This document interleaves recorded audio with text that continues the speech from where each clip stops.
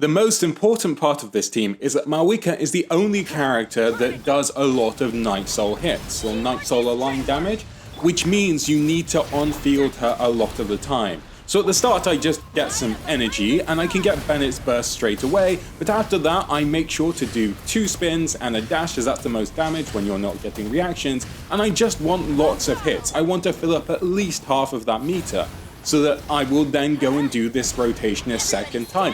Again, I don't care about melts for this because I need to make sure I get plenty of hits and try to do some damage.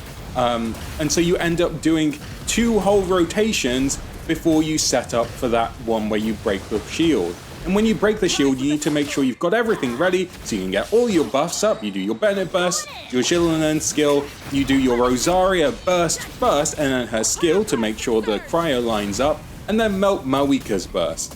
You do your 3 spins and then a jump, 3 spins and then a jump, and you can dash between that. The jump just automatically happens when you let go spinning. And then I will stop trying to melt on Malwika. I will just go back to doing the same thing as before, because if you try to do the melt combo again, you don't get as many hits as doing 2 spins and a dash.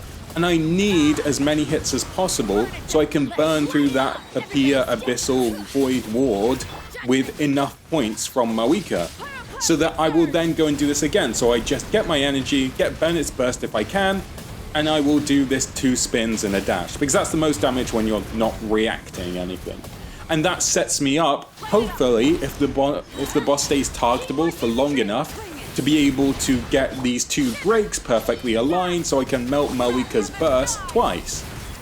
This is quite tight on time, but as you can see, we've got more than enough damage with this team.